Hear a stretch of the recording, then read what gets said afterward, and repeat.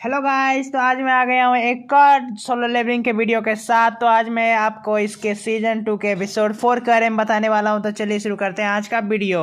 तो जैसा कि हम सब देखते हैं कि जिन्वू डीमन डंजन से बाहर आ जाता है। अगली बार उसका सामना डीमन मोनार्क से होने वाला है, तो उसे लड़ने के लिए जिन्वू को पूरी तरह से तैयार रहना पड़ेगा और लेवल अप करके अपने आप को और ज़्यादा स्ट्रांग बनाना होगा।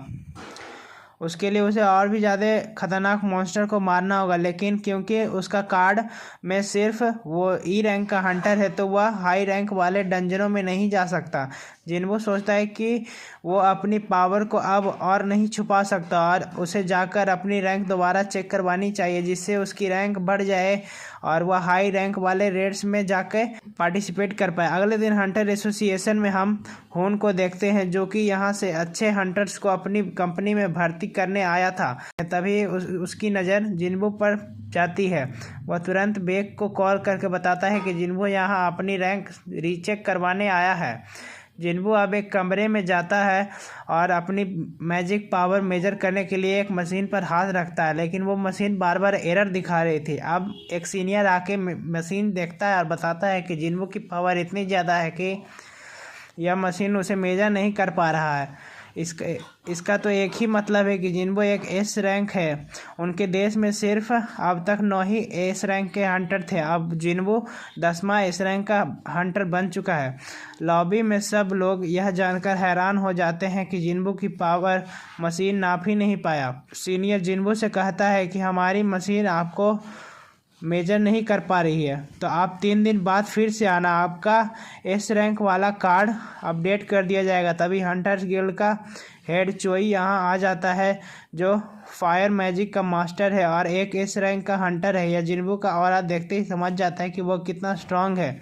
वह जिन्वू को नमस्ते बोलता है और पूछता है कि उसने किस गिल्ड में जाना का पसंद किया है, क्या हम बैठकर बात कर सकते हैं। तो लेकिन जिन्वू उसे इग्नोर मारकर यहाँ से चला जाता है। जिन्वू ने तो चोइस को पूछा भी नहीं, तभी बेक भी भागते हुए यहाँ आता है।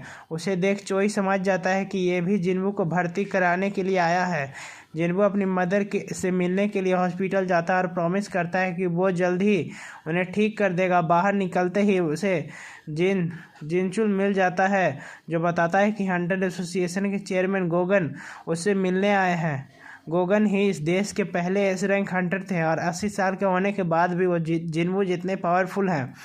गन ही जिन्वू को एस रैंक मिलने पर बधाई देते हैं और जिन्वू को सीधा हंटर एसोसिएशन में जॉब ऑफर कर देते हैं। दोस्तों, जो 5 प्राइवेट गिल्ड्स है वो हंटर एसोसिएशन के अंडर ही आते हैं।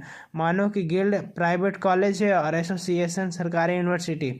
जिन्वू को सीधा सरकारी नौकरी मिली जाती है, जिससे उसकी लाइफ हो जाएगी और तगड़ा दहेज भी मिलेगा, लेकिन सरकारी नौकरी में ज़्यादा काम नहीं करना पड़ता।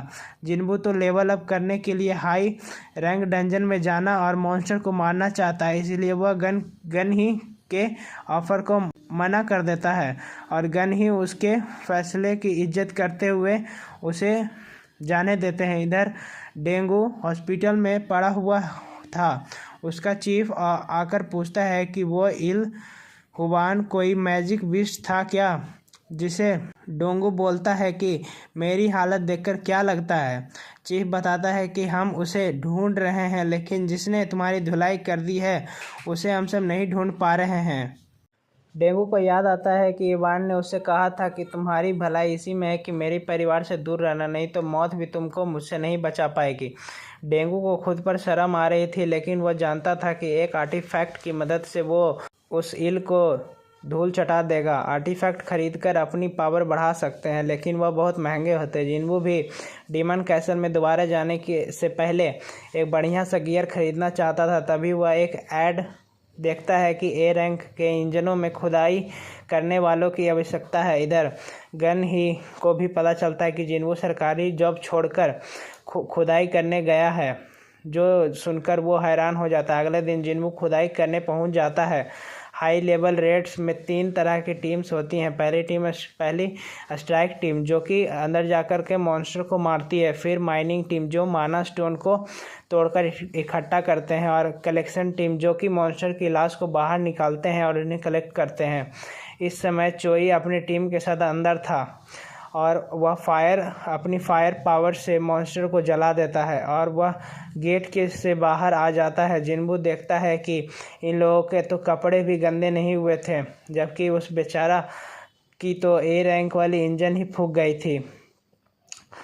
चोई के बाद चाहिन भी गेट से बाहर निकलती है, जो कि देश की 9वीं एस रैंक हंटर है। उसका ऑरा देखकर जिन्बू की आंखें बड़ी हो रही थी। तभी चाहिन भी जिन्बू का ऑरा महसूस कर लेती है, लेकिन वह कहीं छुप जाता है और इसके बाद जिन्बू अपने मजदूर भाइयों के साथ अंदर खुदाई करने चला जाता है। डंजन के बॉस को अभी तक जिंदा रखा गया, क्योंकि अगर उसे मार दिया जाएगा तो गेट बंद हो जाएगा और यह कीमती मानव स्टोन नहीं निकल पाएंगे। लेकिन जिन्बू को उस बॉस को मारने की खुजली हो रही थी कि आखिर ए रैंक का बॉस कितना स्ट्रांग होगा। अब कुछ देर में लंच टाइम हो जाता है और जिन्बू को छोड़कर सब बाहर चले जाते हैं। जिन्बू अब भागकर डंजन के अंदर जाता है। उसे एक चैम्बर दिखाई देता है जिसके अंदर डंजन का बॉस होगा। जिन्बू सोचता है कि उससे थोड़ा लड़कर आता हूँ, लेकिन तभी उसके पीछे चाहिन आ जाती है और जिन्बू से पूछती है कि वो यहाँ क्या कर रहा है।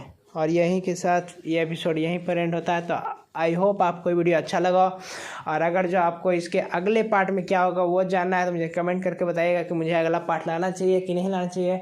तो इस वीडियो को लाइक कर दीजिएगा, मेरे चैनल को सब्सक्राइब कर दीजिएगा। तो मिलते हैं अगले वीडियो में। तो till then take care, bye bye.